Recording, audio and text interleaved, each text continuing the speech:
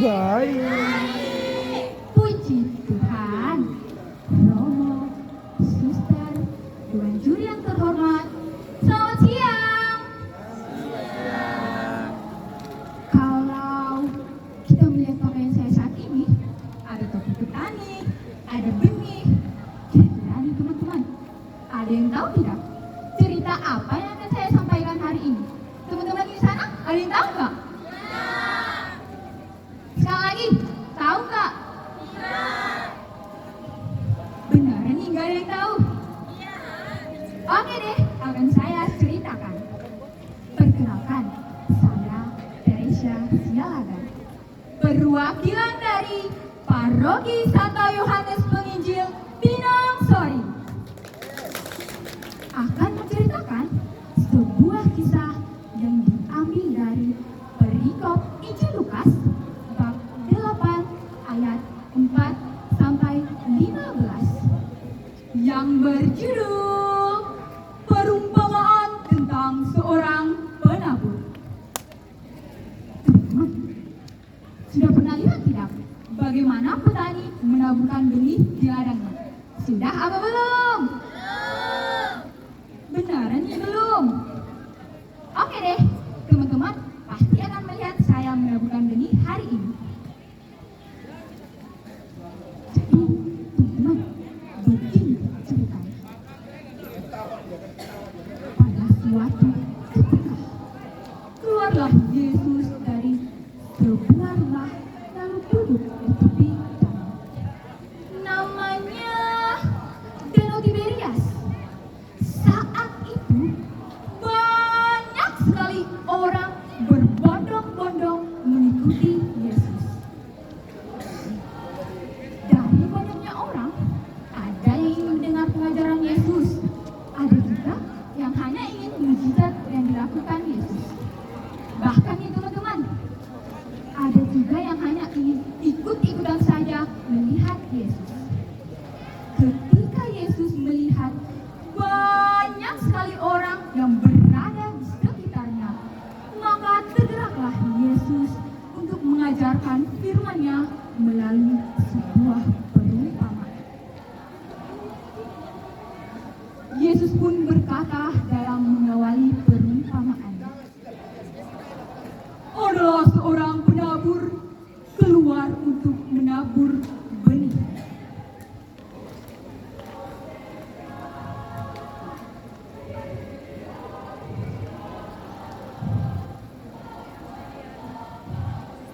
Pada waktu ia menabur, sebagian benih itu jatuh di pinggir jalan. Lalu datanglah orang-orang melewati benih itu dan menginjaknya sampai mati, dan burung-burung di udara memakannya sampai habis. Sebagian benih jatuh di tanah yang berbatu-batu. Benih itu bertumbuh, namun pada saat matahari terbit, benih itu pun layu akibat kekurangan air. Sebagian lagi jatuh di tengah semak berduri. Semak itu pun tumbuh bersama-sama dengan benih itu, lalu menghimpitnya sampai mati.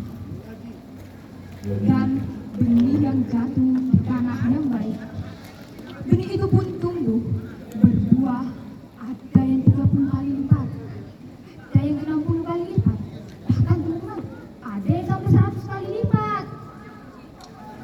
Teman-teman, ketika Yesus berkata demikian, Yesus pun berseru, siapa yang mempunyai telinga, hendaklah ia mendengar.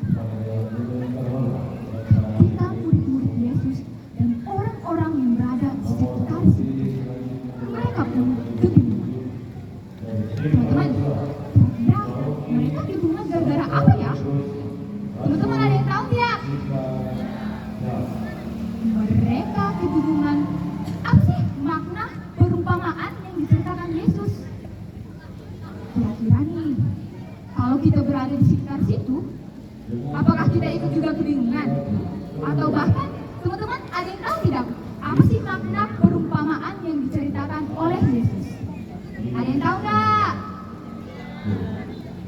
Tenang teman-teman, Yesus sendiri yang akan menjelaskan makna perumpamaan yang diajarkannya pada murid-muridnya. Lalu murid-muridnya pun bertanya, "Guru, apa maksud perumpamaanmu itu? Mengapa engkau berkata-kata demikian dalam bentuk perumpamaan kepada mereka?"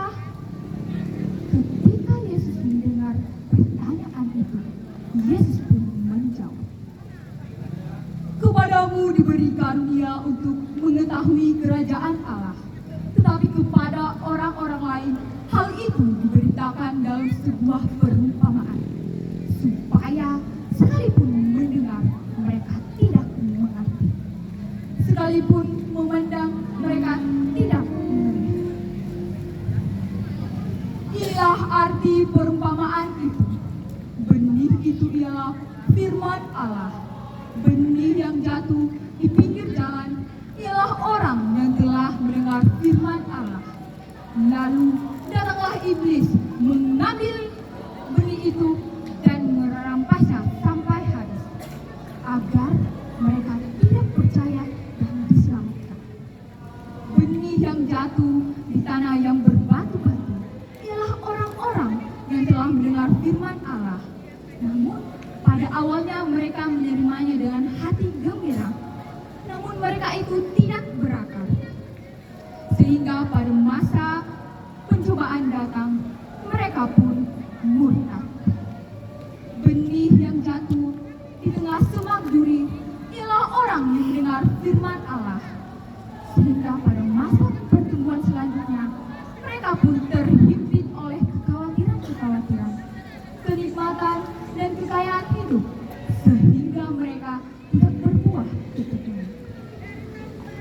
Benih yang jatuh di tanah yang baik ialah orang-orang yang mendengar firman Allah, menerimanya dalam hati yang baik, lalu merawatnya sampai timbullah kerinduan untuk memuliakan Tuhan, melakukan sesuatu demi Tuhan, dan sampai memberitakan betapa baiknya Tuhan dalam hidup. Nah, teman-teman, dari perikop tadi ada nih satu makna untuk kita renungkan bersama, yaitu betapa pentingnya hati yang terbuka dan responsif terhadap firman Allah. Kita harus memiliki hati yang subur, terbuka, menerima, merawat, dan mengaplikasikan firman Allah dalam kehidupan kita, agar kita dapat tumbuh dan berbuah dengan baik. Sekarang nih teman-teman, jenis tanah yang mana ya? Apakah jenis tanah yang di pinggiran jalan?